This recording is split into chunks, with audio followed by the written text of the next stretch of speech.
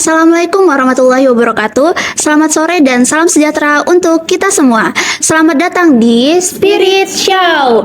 Kali ini kita akan mengusung tema peran generasi muda dalam mempromosikan nilai-nilai agama di kampus. Di era yang serba modern ini, peran generasi muda sangat penting dalam membangun fondasi moral dan spiritual yang kuat, khususnya di lingkungan akademis. Kampus sebagai pusat pendidikan dan pembentukan karakter menjadi tempat strategis untuk menanamkan nilai-nilai agama yang moderat, toleran, dan relevan bagi perkembangan zaman. Hari ini kita beruntung sekali karena telah hadir para narasumber yang hebat dari berbagai bidang yang akan berbagi pengalaman, wawasan, dan inspirasi kepada kita semua. Mari kita sambut Kak Laili Aisyah, seorang mahasiswa aktif sebagai Ketua Pelaksana Salimah Day LDK yang memiliki pengalaman luar biasa dalam mempromosikan nilai-nilai agama di kampus.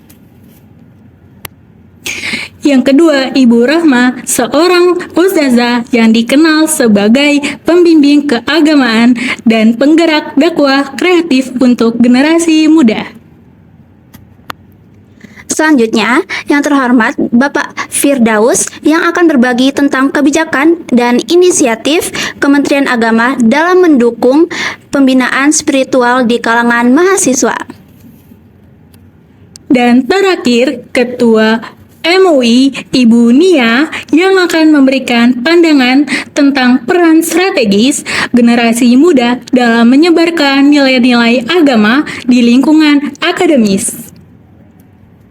Nah, untuk Kak Laili ini apa kabar, Kak? Alhamdulillah aku baik. Gimana kabarnya ibu-ibu juga, kakak-kakak? Alhamdulillah kita juga baik. Iya. Yaudah, mari kita mulai diskusi ini dengan penuh semangat dan semoga membawa manfaat bagi kita semua. Oke, sebelumnya yang pertama, apa yang memotivasi kakak untuk aktif dalam mempromosikan nilai-nilai agama di kampus? Oke, aku izin langsung jawab ya. Oke, kalau dari aku pribadi gitu ya, aku ngerasa kayak motivasi aku apa sih gitu untuk akhirnya mempromosikan nilai di kampus ya. Aku ngerasa apa yang aku nanti berikan gitu ke teman-teman atau yang orang-orang sekitar itu pasti ketika itu baik, maka kembali ke aku yang baiknya lagi gitu ya. Mungkin aku belum bisa ngasih yang kayak ikutan juara ini, kompetisi ini, karya ilmiah ini gitu. Tapi mungkin dengan sharing kebaikan, terus juga mungkin sharing-sharing apa ya kebaikan yang dalam artian tuh yang agama Islamnya gitu di kampus itu juga mungkin salah satu yang bisa aku berikan gitu. Walaupun itu hanya kecil gitu, tapi itu kan bisa berdampak besar juga ya untuk seterusnya gitu. Lalu kalau untuk motivasi lainnya pastinya aku ngerasa ini juga jadi pedoman dan juga kekuatan dalam aku dalam artian untuk menjalankan ibadah-ibadah harian aku gitu.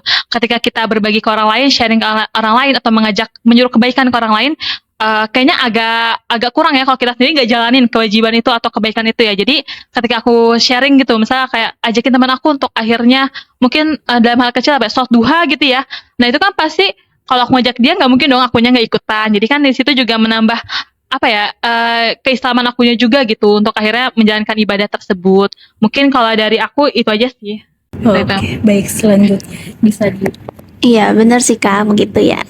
Lalu untuk Ustazah atau Ibu Rama, bagaimana Ibu melihat peran generasi muda dalam menjaga dan mempromosikan nilai-nilai agama di lingkungan kampus? Ya baik, bismillahirrahmanirrahim. Sebenarnya peran pemuda-pemudi di kampus ini tuh sangat penting banget. Apalagi kan zaman serba modern ini ya, kan di mana-mana tuh teknologi sedang maju. Apalagi dengan adanya media sosial, kita bisa mengembangkan nilai-nilai agama. Seperti tadi yang kata Kak Laili bilang ya, mengajak teman-temannya sholat duha itu bisa banget tuh untuk menambah nilai-nilai agama di lingkungan kampus. Baik Ibu. Selanjutnya, Baik, selanjutnya kepada Menteri Agama, yaitu Bapak Firdaus. Baik, Bapak, apa kebijakan atau inisiatif Bapak yang telah diambil oleh Kementerian Agama untuk mendukung pengembangan spiritual dan keagamaan di kalangan mahasiswa Bapak? Oke, baik. Bismillahirrahmanirrahim. Jadi masalah tentang kebijakan atau inisiatif ini sendiri itu sebenarnya Kementerian Agama udah menjalankan beberapa program untuk mahasiswa nih. Contohnya tuh kayak ada beasiswa santri. Beasiswa ini tuh ditujukan untuk santri yang berprestasi di bidang akademik supaya bisa melanjutkan studi ke jenjang perguruan tinggi. Lalu kita juga banyak sekali membuat acara-acara di berbagai kampus gitu. Misalnya kayak seminar, lalu kepelatihan, dan juga workshop tentang lintas agama juga gitu. Itu aja sih. Oke, banyak sekali Bapak ya untuk kebijakan dan juga inisiatifnya. Baik, untuk Ketua MUI, bagaimana Ibu memandang peran generasi muda dalam menyebarluaskan pemahaman dan nilai-nilai agama di kampus? Ya, baik. Terima kasih. Jadi memang para mahasiswa ya merupakan generasi muda yang punya peran yang besar untuk memajukan agama ini. Di mana semua agama, semua lintas agama memang perlu toleransi untuk menjalankan tujuan-tujuan ini. Mahasiswa ini tentunya punya energi, kreativitas, dan juga sangat banyak ide-ide yang dapat mereka kembangkan untuk mencapai impian mereka. Nah, generasi muda ini tidak hanya paham agama saja dari luar, tapi bisa juga mereka mendalaminya dan juga mereka menjalankannya. Seperti itu dari saya. Baik, Ibu. Lalu, Baik, kembali lagi kepada Kakak. Tantangan apa yang paling sering Kakak hadapi ketika menyebarkan nilai-nilai agama di kalangan teman-teman sebaya, Kak? Oke, pastinya kalau untuk tantangan itu ada ya, mungkin baik dari internal aku pribadi ataupun sebenarnya dari eksternalnya gitu ya. Sebenarnya walaupun kayaknya lebih banyak internalnya gitu ya. Mungkin yang pertama adalah ketidakpercayaan diri gitu dalam akhirnya menyebar nilai-nilai agama di lingkungan kampus. Nah, kadang mungkin masih agak malu atau masih ngerasa nggak pede, takut mungkin kan kadang ada rasa aduh apa ya, share-share info kajian. Kadang mungkin pernah sih ada fasenya aku kayak masih malu, padahal kan tuh sebenarnya hal baik ya yang harus disebarluaskan gitu. Tapi mungkin sekarang lagi belajar untuk akhirnya ya udah nggak apa-apa ketika ada info kajian ataupun ada kayak mungkin contoh ada reminder duha gitu kan, misalnya suka ada tuh reminder duha, reminder SAW, ya nggak apa-apa mau orang lain itu ngikutin apa misalnya kayak membaca atau gimana gitu, itu terserah mereka, tanggapan mereka. Tapi ketika emang mau share ya share aja, walaupun emang tetap ya masih proses untuk akhirnya melatih kepercayaan diri tersebut. Terus habis itu mungkin pastinya ketika kita mau share hal-hal yang baik gitu dalam artian menyuruh kebaikan, kita juga memiliki ilmu ya teman-teman, harus punya cukup ilmu gitu. Kadang mungkin ngerasa masih kurang banyak gitu terkait pemahamannya, itu kadang juga membuat tantangan untuk diri aku pribadi gitu. Jadi mungkin cara ininya adalah ya tetap harus belajar gitu ya dimanapun. Karena aku kan pribadi kan bukan dari prodi kayak pendidikan agama Islam atau mungkin pendidikan bahasa Arab gitu ya. Mungkin emang sehari-hari sangat erat tuh kaitannya sama yang masa Islam gitu. Tapi aku dari pendidikan Fakultas Ilmu Pendidikan. Jadi sebenarnya kalau untuk belajar kan mungkin kalau mata kuliah pendidikan agama Islam kita cuma ada di semester 1 gitu ya, Kak. Tapi kalau misalnya kalau dari situ aja kan kayaknya kurang cukup ya. Jadi sebenarnya menurut aku belajar ya sampai kapanpun gitu. Dan dari sini juga bisa ikutan kayak kajian-kajian, seminar, itu kan juga menambah gitu ya untuk akhirnya melatih menambah informasi aku untuk akhirnya ketika aku menyebar lagi ke teman-teman sekalian, aku udah tahu gitu loh, udah tahu jawabannya gitu, udah tahu alasan-alasannya kenapa akhirnya aku bilang ini gitu. Itu sih, sama aku ngerasa ketika mungkin ibadah harian aku ketika yang masih kurang gitu ya, itu akan berpengaruh gitu ketika berpengaruh terhadap semangat kita untuk akhirnya menyebarkan kebaikan ke orang lain gitu. Ketika ibadahnya kuat gitu, yang ibadah hariannya kuat, terus mungkin SAW-nya atau yang lain-lainnya kuat gitu, itu akan menambah semangat aku untuk akhirnya saling menyebarkan nilai-nilai kebaikan gitu. Itu sih dari aku. Baik, berarti dengan kesimpulannya ya Kak, Ya. tantangan menyebarkan nilai-nilai pun juga Kakak masih belajar seperti Iya, itu ya Kak ya. benar. Iya. Baik. Soal proses pembelajaran juga. Oke, baik. Lalu untuk Ibu Ustazah, apa nasihat Ibu untuk mahasiswa yang ingin memulai gerakan keagamaan di kampus tetapi masih kurang percaya diri atau minim dukungan? Baik, jika masih kurang sebenarnya bisa memulai dari hal-hal kecil seperti melingkar di FGD, forum diskusi grup ya. Itu tuh membantu banget dalam mungkin bisa membahas-bahas tentang agama, jadi itu bisa nyambung gitu tentang materi agama. Lalu juga apa ya? Mungkin bisa mengadakan diskusi-diskusi ataupun mengerjakan tugas kan, dengan mengerjakan tugas kan jadi lebih banyak relasi gitu, dan apa ya, dan mungkin dengan banyaknya relasi juga kita bisa menyelipkan sedikit dakwah kita kepada teman-teman kita seperti itu. Oh, jadi kita harus menambah relasi gitu ya, Ibu. Iya. Ya, baik Ibu. Baik, selanjutnya kepada Bapak Menteri Agama, Bapak Firdaus. Bapak, bagaimana Kementerian Agama dapat bekerja sama dengan universitas untuk menciptakan lingkungan kampus yang mendukung penguatan nilai-nilai agama, Bapak? Baik, jadi sebenarnya kami dari Kementerian Agama sendiri itu selalu mendampingi beberapa kampus di Indonesia aja itu. Jadi kami itu membuka pusat studi agama dan kebudayaan di beberapa kampus di Indonesia. Kami juga mendampingi beberapa UKM di Indonesia, di kampus Indonesia gitu. Seperti kayak UKM Rohis, terus PMK, LDK juga gitu. Jadi tujuannya tuh biar kampus bukan sekedar tempat untuk mencari pendidikan formal aja, tapi juga menjadi ruang untuk mahasiswa dalam mendalami nilai-nilai agama. Jadi itu sih. Oke, berarti mahasiswa memiliki kebebasan ya Pak ya untuk Iya. memiliki wadah ya untuk dapat lebih berkembang seperti itu Iya. Bapak ya. Ya, jadi mahasiswa tuh bisa ikut kayak organisasi-organisasi keislaman ataupun organisasi lintas agama lainnya gitu di kampus. Oke, baik Bapak. Lalu selanjutnya untuk Ibu Nia, apa saran Ibu kepada mahasiswa yang ingin memimpin gerakan keagamaan yang inklusif di kampus?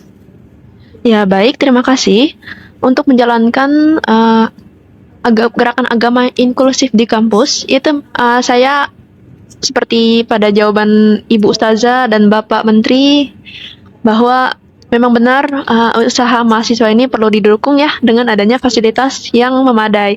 Seperti dari Bapak tadi, bahwa kita melaksanakan kampus yang tidak hanya mempelajari agama secara luar, tapi secara mendalam juga, di mana ada pembelajaran yang membuat anak-anak atau mahasiswa ini ada toleransi di semua agama, lintas agama, dan juga dari Ibu Ustazah tadi pembelajaran yang seperti FGD, lalu diskusi itu juga sangat membantu untuk semua lintas agama, dan juga bisa mempererat hubungan persahabatan atau pertemanan walaupun tidak sama agamanya, karena kan di sini kita inklusi, jadi bersifat semuanya bisa bekerja sama, bisa saling berpendapat, saling memberikan dukungan seperti itu walaupun berbeda agamanya. Nah, di sini juga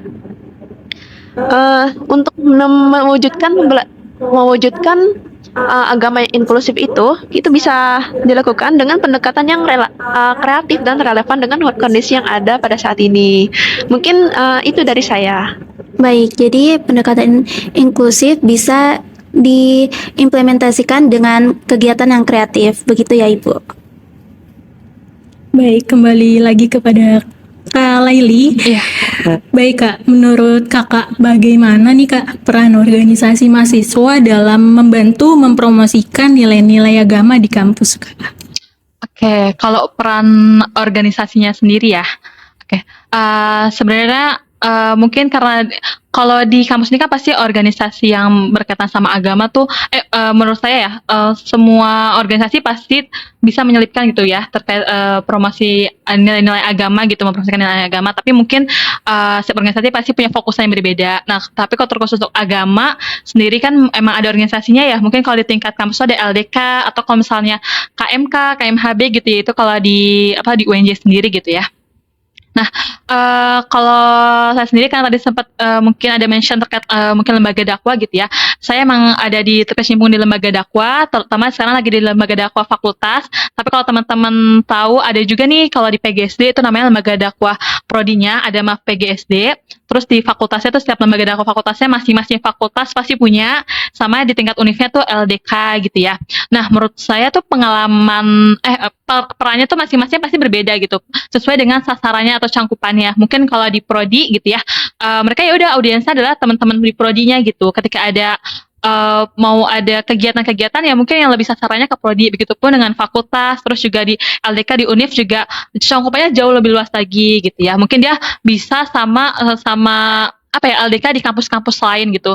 Jadi dari tingkatan lembaga dakwahnya itu juga memiliki pasti perannya berbeda-beda gitu sesuai dengan sasarannya. Lalu juga perannya sendiri pastinya sebagai jembatan nih antara mahasiswa yang ingin memperoleh nilai-nilai agama sama kita nih.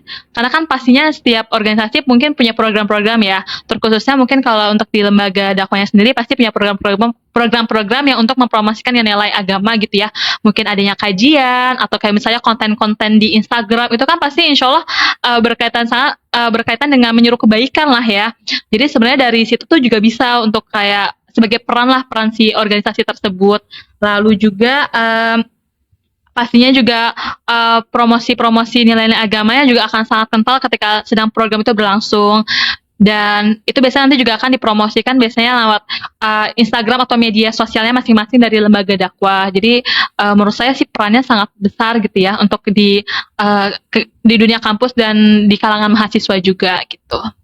Kak, berarti kalau dalam setiap kalangan mahasiswa baik itu fakultas, prodi maupun kampus itu juga memiliki peran ya Kak. Ya. Namun tujuannya yang berbeda-beda begitu ya Kak. Benar. Baik. Lalu kepada Ibu Rama, bagaimana strategi dakwah yang menurut Ibu efektif di kalangan mahasiswa? Mengingat dinamika pergaulan para mahasiswa ini cenderung bebas ya Ibu. Oke, tadi sebenarnya sudah disebutkan sama Kak Laili juga ya. Tadi seperti seminar atau workshop ataupun menggunakan platform-platform di sosial media itu sangat membantu banget dalam dakwah yang efektif untuk mahasiswa. Nah, dan juga mungkin bisa kita mengikuti tren-tren yang sedang hangat di era ini. Lalu juga minat mereka tentang apa, mungkin bisa dari situ ya untuk mengembangkan tema kajian atau tema dari webinar yang akan disampaikan. Mungkin seperti itu. Jadi kita harus mengikuti tren-tren untuk mengembangkan pergaulan ini ya Ibu. Iya, Dalam konteks agama ya. Baik. Kembali lagi kepada Bapak Menteri Agama yaitu Bapak Firdaus. Bapak, apa peran generasi muda dalam rencana pemerintah untuk mempromosikan kerukunan dan juga toleransi beragama di kampus Bapak? Oke, jadi mahasiswa sendiri itu kan selalu aktif ya di acara kampus gitu ya. Mereka tuh sering kayak bikin acara-acara lintas agama, terus juga mereka juga sering bikin diskusi ataupun acara kegiatan sosial bersama maupun yang sama itu apa sih? Maupun yang berbeda agama gitu. Lalu iya kolaborasi gitu. Jadi contohnya tuh kayak toleransi tuh mereka tuangkan gitu dalam kehidupan sehari-hari di kampus. Jadi gitu sih. Ya, berarti dalam kalangan mahasiswa di kampus ya Pak ya, mereka memiliki peran untuk menyatukan agama, bukan menyatukan agama, Iya. lebih baik ke Kayak ya kayak toleransi dalam agama seperti itu Ibu. dalam kampus gitu. Kayak mereka kan sering bikin acara, mereka tuh bareng-bareng terus di acara tersebut gitu. Oke, baik Bapak. Lalu selanjutnya Apa upaya Ibu dalam mendorong generasi muda untuk lebih efektif mempromosikan nilai-nilai agama yang moderat dan toleran di kampus, Ibu Nia? Baik, terima kasih. Baik, seperti yang sudah disampaikan Kak Laili, Ibu Ustazah, dan Pak Menteri, itu semuanya sangat mendukung kegiatan untuk dalam hal agama tadi ya, yaitu mempromosikan nilai-nilai agama yang moderat dan toleran. Di mana tadi ada pembahasan yang tentang workshop, lalu ada kajian, lalu ada diskusi. Seperti yang kata Bapak Menteri tadi juga kegiatan yang melibatkan semua agama dalam acara toleransi ini. Nah, saya sangat setuju dengan pendapat teman-teman atau ibu bapak dan kakak mengenai toleransi antar agama ini. Nah, dan menurut saya betul, dan MUI sendiri juga secara aktif mendukung untuk kegiatan toleransi antar agama ini, di mana kita melaksanakan acara seminar, lalu ada lokakarya, lalu juga ada diskusi. Itu semua melibatkan berbagai agama yang tujuannya kita ada rasa toleransi dan juga memiliki rasa menghargai, di mana di Indonesia ini ada berbagai macam jenis agama yang menandakan bahwa negara Indonesia ini adalah negara yang majemuk dan sangat terlihat bahwa di sini terdapat banyak keberagaman seperti itu. Nah, bagaimana sih cara kita bisa mempersatukan atau membuat semua elemen-elemen keberagaman ini menjadi satu kesatuan yang dapat memperkuat bangsa ini? Nah, salah satunya dengan toleransi antar agama tersebut. MUI sendiri mendukung dengan mengadakan acara-acara yang seperti yang sudah Ibu Ustazah, Bapak Menteri, dan Kak Laili itu sudah sangat mendukung, dan saya sepaham dan setuju dengan acara-acara tersebut. Mungkin itu dari saya. Oh, jadi lokakarya itu dapat mempromosikan nilai-nilai agama yang moderat dan toleran di kampus, ya, Ibu? Betul. Baik, Ya, Ibu. di mana kuncinya dilaksanakan untuk berbagai agama. Oh iya, baik, Seperti Ibu. itu. Baik, selanjutnya kepada Kak Laili, apa dampak paling positif ya Kak, yang Kakak rasakan dari aktivitas keagamaan yang Kakak lakukan di kampus, Kak?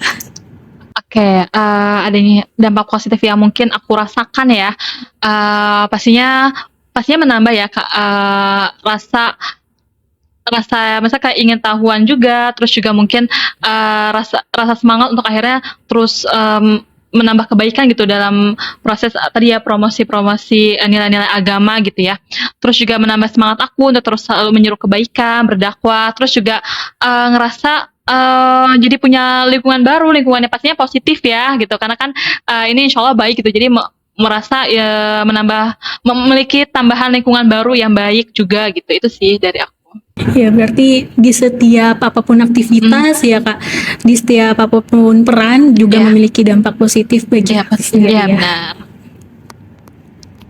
Lalu selanjutnya, apa peran ustazah atau tokoh agama dalam mendampingi dan membimbing mahasiswa dalam kegiatan keagamaan di kampus, Ibu? Baik, sebenarnya peran ustazah atau tokoh agama itu sebagai pembimbing atau pendamping para mahasiswa untuk berkegiatan di kampus, ataupun sebagai memberikan pendukung spiritual dan juga nasihat-nasihat tentang pemahaman tentang agama. Di era yang sekarang tuh kayak lagi marak-maraknya globalisasi nggak sih kan, jadi tuh kadang ada aja gitu godaan yang ingin membelok sedikit. Jadi perannya ustazah itu untuk meluruskan kembali niat dan tujuan mereka. Dan juga ustazah juga bisa untuk sebagai